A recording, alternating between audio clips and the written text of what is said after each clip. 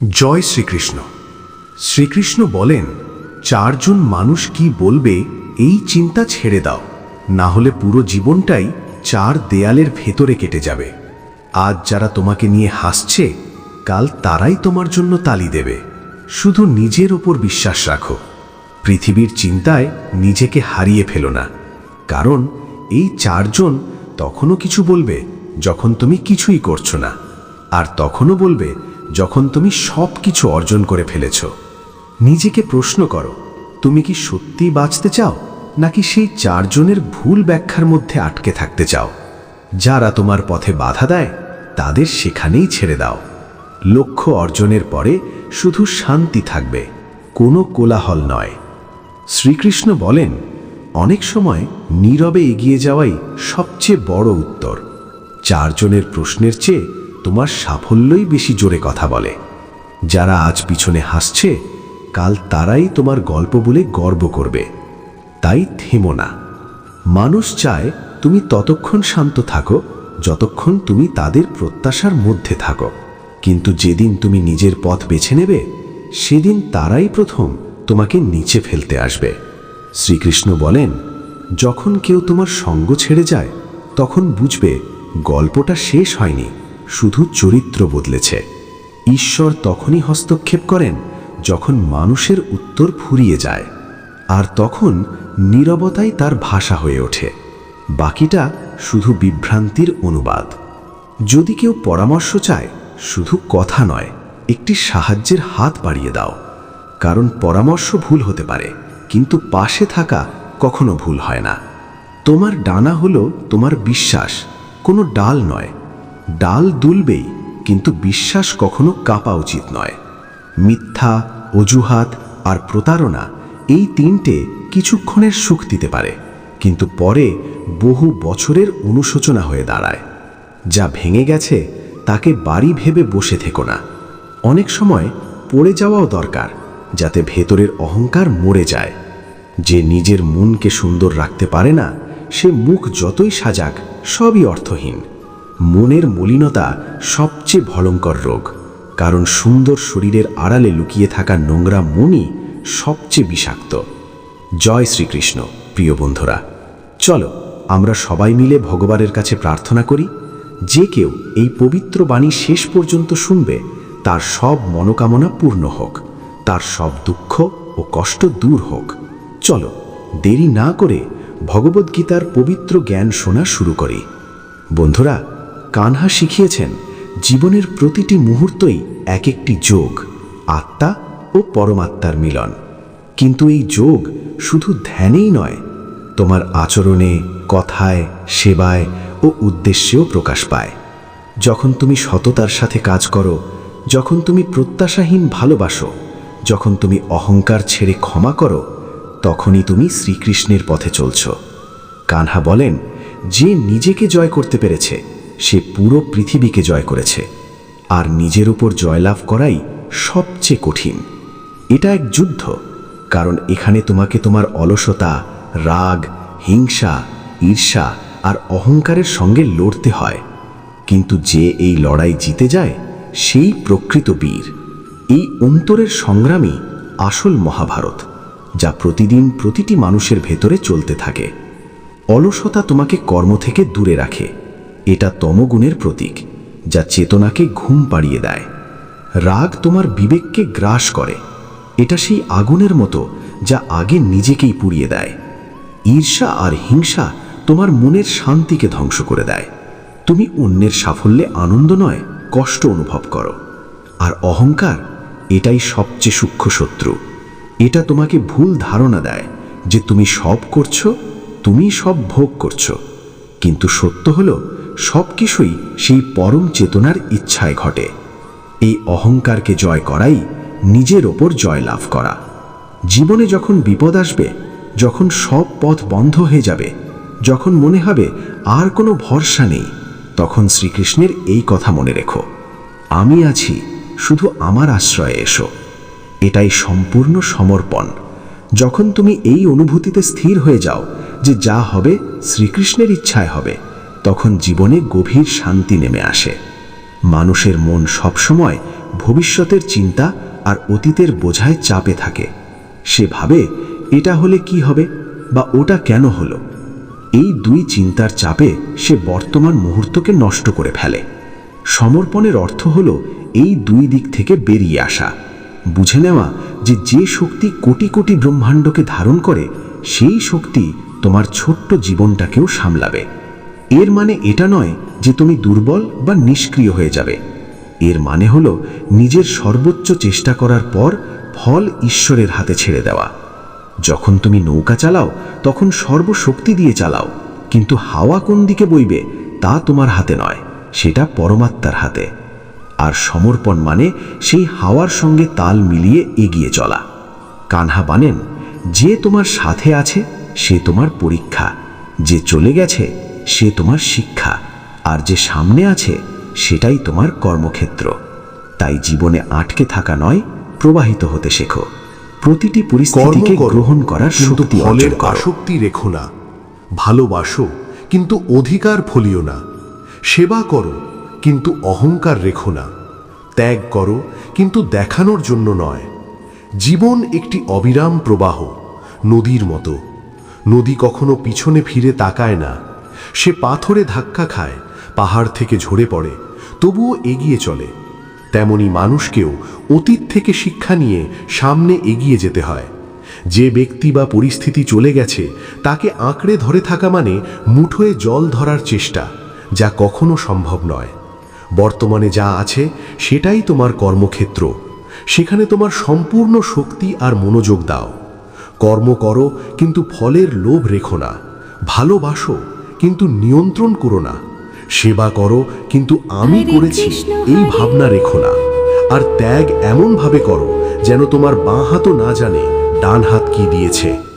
বন্ধুরা, কানহা বলেন, প্রতিটি দিনকে শুধু একটি তারিখ ভেবে নিও না, এটাকে সাধনা হিসাবে গ্রহণ করো। সূর্যের প্রতিটি রশ্মি তোমাকে নিজের সঙ্গে যুক্ত হওয়ার আহ্বান জানায়। প্রতিটি সম্পর্ক একটি সেবার সুযোগ, প্রতিটি দুঃখ তোমার দুর্বলতাকে চেনার পরীক্ষা, আর প্রতিটি শ্বাস ঈশ্বরের এক অমূল্য দান। আমরা প্রায়ই জীবনকে ভাগ করে দেখি, কাজ, পরিবার, বিশ্রাম, কিন্তু শ্রীকৃষ্ণের দৃষ্টিতে জীবন একটানা সাধনা। তোমার কর্মক্ষেত্রই তোমার তপস্যার স্থান, তোমার পরিবারই তোমার আশ্রম, আর প্রতিটি মানুষই তোমার শিক্ষক। যখন তুমি সকালে জাগো তখন শুধু নতুন দিন শুরু হয় না, একটি নতুন চেতনার দরজা খুলে যায়। প্রতিটি শ্বাস যা তুমি গ্রহণ করো তা ঈশ্বরের শক্তি, আর প্রতিটি শ্বাস যা তুমি ছাড়ো তা তোমার সমর্পণ। এই অনুভূতিতে বাঁচতে পারলে জীবনটাই এক উৎসবে পরিণত হয়। মায়া তখনই তোমাকে বেঁধে ফেলে যখন তুমি নিজের ভেতরের সচেতনতা হারিয়ে ফেলো। তাই শ্রীকৃষ্ণের প্রথম শিক্ষা, নিজেকে জাগাও। প্রতিদিন সকালে নিজেকে জিজ্ঞেস করো, আমি কি আজও মায়ার জালে আটকে থাকব নাকি কৃষ্ণ চেতনায় বাঁচব? উত্তর তোমার ভেতর থেকেই আসবে, কখনো নীরবতায়, কখনো চিন্তায়, কিন্তু আসবেই। মায়া কোনো বাইরের শক্তি নয়, এটা তোমার নিজের মনেরই এক বিভ্রম। আমাদের দেখার অভ্যেসটাই এমন যা নয় আমরা তাকেই সত্যি মনে করি।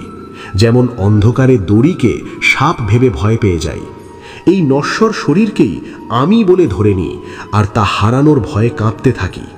অস্থায়ী সম্পর্কগুলোকে চিরস্থায়ী ভাবি আর বদলে গেলে ভেঙে পড়ি। এই ভ্রম থেকে জেগে ওঠার নামই আধ্যাত্মিকতা। আর এই জাগরণ কোনো বিশেষ সময় নয়, প্রতিটি মুহূর্তে, প্রতিটি সকালে সম্ভব।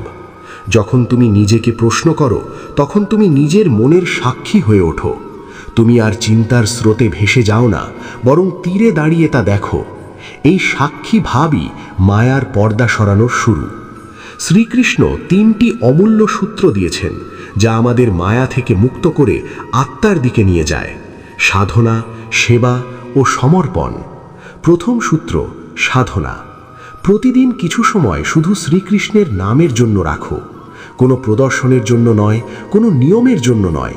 ঠিক যেমন একটি শিশু সরলভাবে তার মাকে ডাকে। যখন হৃদয় থেকে কৃষ্ণের নাম বেরোয় তখন তা ভিতরের অশান্তিকে গলিয়ে এক মধুর শান্তিতে রূপ দেয়। ধীরে ধীরে মনের বিকার দূর হয়, ইচ্ছা শান্ত হয় আর মায়ার প্রভাব কমতে থাকে।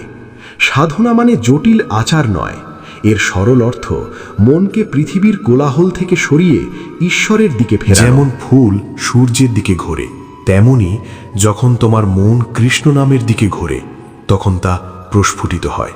দ্বিতীয় সূত্র, সেবা। তোমার যে কাজই হোক, ঘর সামলানো, কাজ করা, ব্যবসা করা, সব কিছুকে সেবা মনে করে করো। শ্রীকৃষ্ণ বলেন, যখন তুমি প্রতিটি কাজ আমাকে উৎসর্গ করে করো তখন তা আর কাজ থাকে না, তা পূজা হয়ে যায়। যখন তুমি রান্না করো, পরিষ্কার করো বা কাউকে সাহায্য করো, যদি ভাবো আমি এটা শ্রীকৃষ্ণকে সমর্পণ করছি, তখন সেই কাজ তোমার আত্মাকে হালকা ও পবিত্র করে দেয়। সেবার মনোভাব অহংকার গলানোর সবচেয়ে শক্তিশালী উপায়। তখন তুমি আমি করছি ভাব ভুলে যাও, তুমি শুধু একটি মাধ্যম হয়ে ওঠো, আর তোমার মাধ্যমে ঈশ্বরের কাজ সম্পন্ন হয়। এভাবেই জন্ম নেয় নিষ্কাম কর্মযোগ, যা ভগবদ্গীতার হৃদয়। তৃতীয় সূত্র, সমর্পণ। এই পথ সবচেয়ে কঠিন মনে হলেও সবচেয়ে মধুর। যখন জীবনে এমন কিছু ঘটে যা তুমি চাওনি, অসুখ, ক্ষতি, বিচ্ছেদ বা গভীর কষ্ট, তখন আমরা ভেঙে পড়ি এবং প্রশ্ন করি আমার সঙ্গেই কেন? কিন্তু শ্রীকৃষ্ণ বলেন, যা ঘটছে তা আমার জ্ঞানে হচ্ছে, আর যা হচ্ছে না তা আমার ইচ্ছায় নেই। যখন আমরা এটা বুঝতে পারি এবং দুঃখকেও গ্রহণ করতে শিখি, তখন মায়ার সবচেয়ে শক্ত দেওয়ালও ভেঙে পড়তে শুরু করে। সমর্পণ মানে হার মেনে নেওয়া নয়, এটা সেই সত্যকে গ্রহণ করা যে একটি বিশাল পরিকল্পনা আছে যা আমাদের ছোট্ট মন পুরো বুঝতে পারে না। যেমন একজন রোগী ডাক্তারের ওপর ভরসা করে তিক্ত ওষুধ খায়, তেমনি একজন ভক্ত ঈশ্বরের ওপর ভরসা রেখে জীবনের তিক্ত অভিজ্ঞতাকেও প্রসাদ হিসেবে গ্রহণ করে। এই গ্রহণযোগ্যতাই দুঃখকে বদলে দেয়। তখন দুঃখ আর শুধু কষ্ট থাকে না, তা হয়ে ওঠে এক গভীর শিক্ষা, এক আভ্যন্তরীণ জাগরণ। জয় শ্রীকৃষ্ণ। এগুলোই আমাদের ভিতর থেকে শক্তিশালী ও পরিপক্ক করে তোলে। আমরা অনেক সময় কোনো একজন মানুষের প্রতি এতটাই আসক্ত হয়ে পড়ি যে সে যদি দূরে চলে যায় তখন মনে হয় যেন পুরো পৃথিবীটাই শেষ হয়ে গেছে। কিন্তু শ্রীকৃষ্ণ বলেন, ভালোবাসা এমন হওয়া উচিত যা বন্ধন নয়, বরং ডানা হয়ে উড়তে শেখায়। যদি তুমি কাউকে সত্যিই ভালোবাসো, তবে তাকে বেঁধে রেখো না, বরং তাকে নিজেকে খুঁজে নেওয়ার স্বাধীনতা দাও। শুধু তার ভালো দিক নয়, তার পরিবর্তনশীল রূপগুলোকেও গ্রহণ করো। মোহ বেঁধে রাখে, ভালোবাসা মুক্ত করে। মোহ বলে তুমি আমার মতো করে চলো, ভালোবাসা বলে তুমি তোমার সত্য অনুযায়ী চলো, আমি তোমার পাশে আছি। মোহ প্রত্যাশার বোঝা চাপায়, ভালোবাসা প্রত্যাশাহীন হয়। যখন আমরা কাউকে আমাদের সুখের একমাত্র ভিত্তি বানিয়ে ফেলি, তখন আমরা নিজেদের এবং তাকে দুজনকেই এক অদৃশ্য কারাগারে বন্দী করি।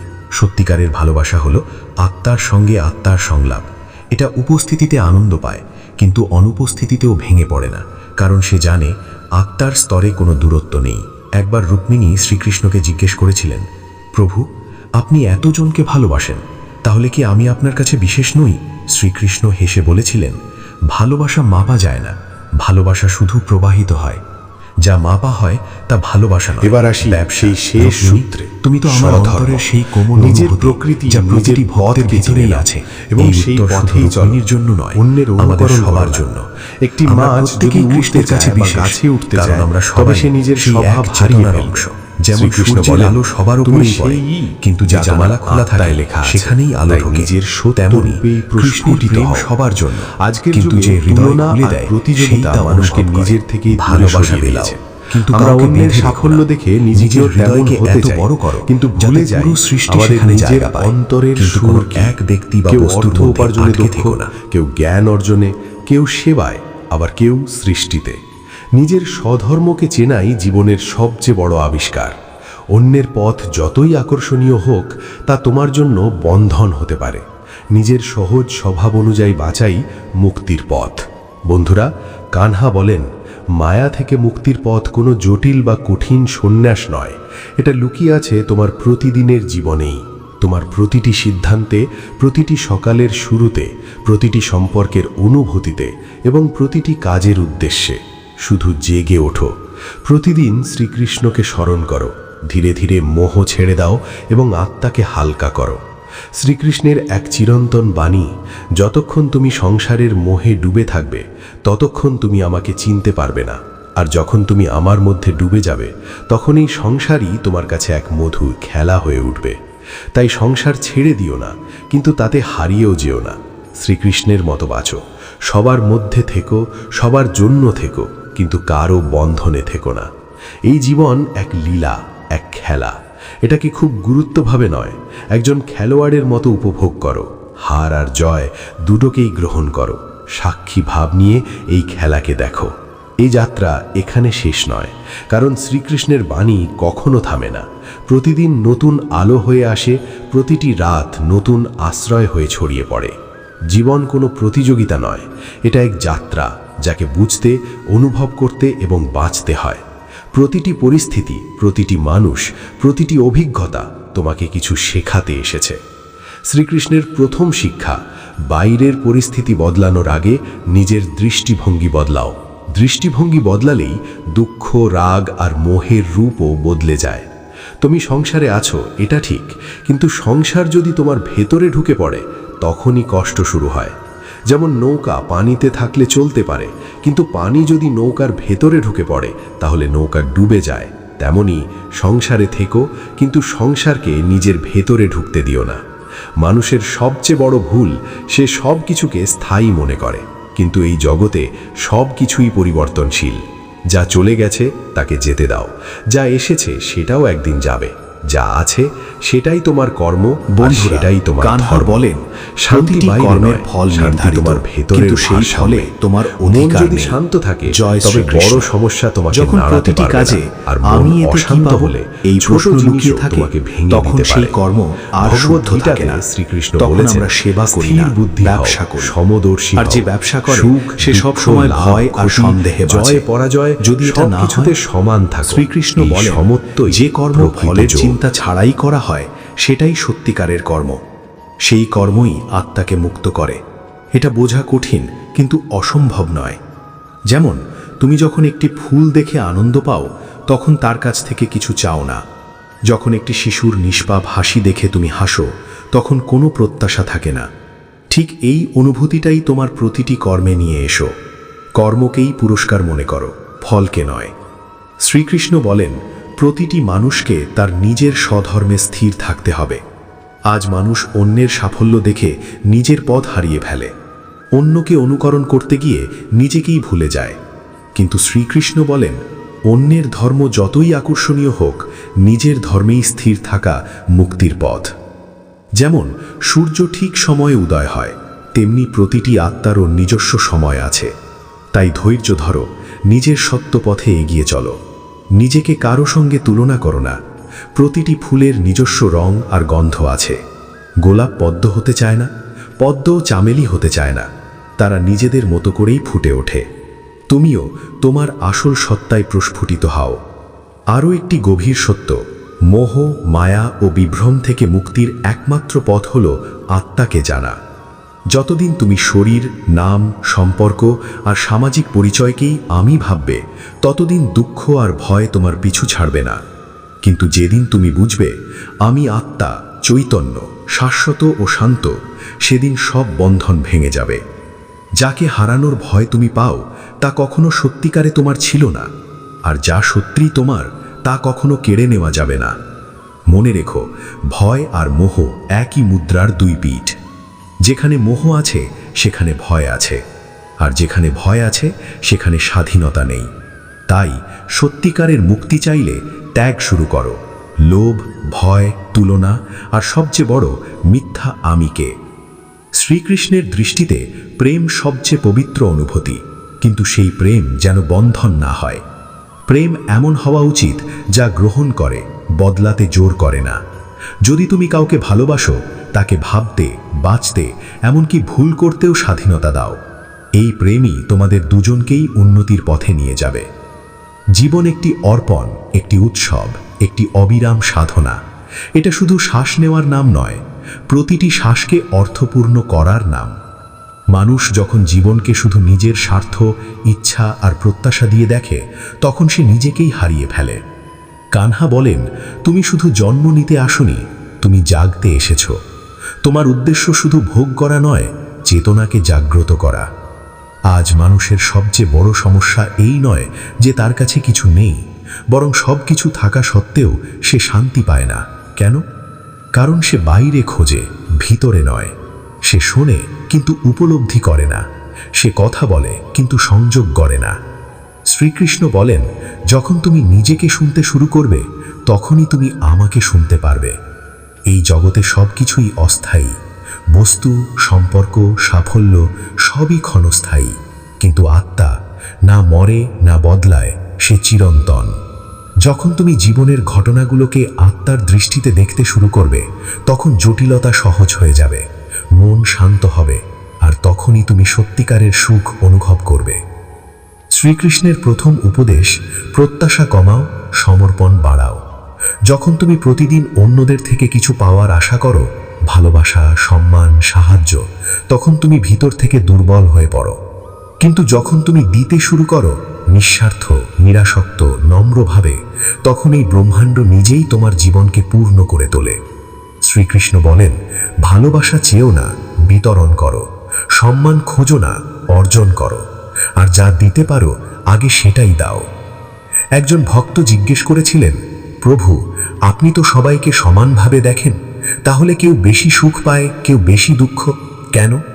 শ্রীকৃষ্ণ হেসে বলেছিলেন, আমি সবাইকে সমান সুযোগ দিই, কিন্তু প্রত্যেক আত্মা তার কর্ম আর সংস্কার অনুযায়ী তা ব্যবহার করে। এটাই দ্বিতীয় উপদেশ। কর্মই ভাগ্যের বীজ। ভাগ্য আকাশ থেকে পড়া কোনো পুরস্কার নয়, এটা তোমার প্রতিটি চিন্তা, কথা ও কাজ থেকে তৈরি হয়। তুমি যা বপন করবে তাই ফলবে, এটাই চিরন্তন নিয়ম। কিন্তু সমস্যা তখনই হয় যখন আমরা কর্ম করেও ফলের চিন্তায় ডুবে থাকি। ভগবদ গীতায় শ্রীকৃষ্ণ স্পষ্ট বলেছেন, কর্ম করো, ফলের ইচ্ছা করো না। ফল আমার ইচ্ছায় আসবে, তোমার চিন্তায় নয়। এবার তৃতীয় গভীর পথ, ধ্যানের আগে নীরবতাকে আয়ত্ত করো। মানুষ ধ্যানে বসে কিন্তু মন ঘুরে বেড়ায়, কারণ মন ভরা থাকে অতীতের দুঃখ, ভবিষ্যতের চিন্তা আর অন্যের প্রত্যাশায়।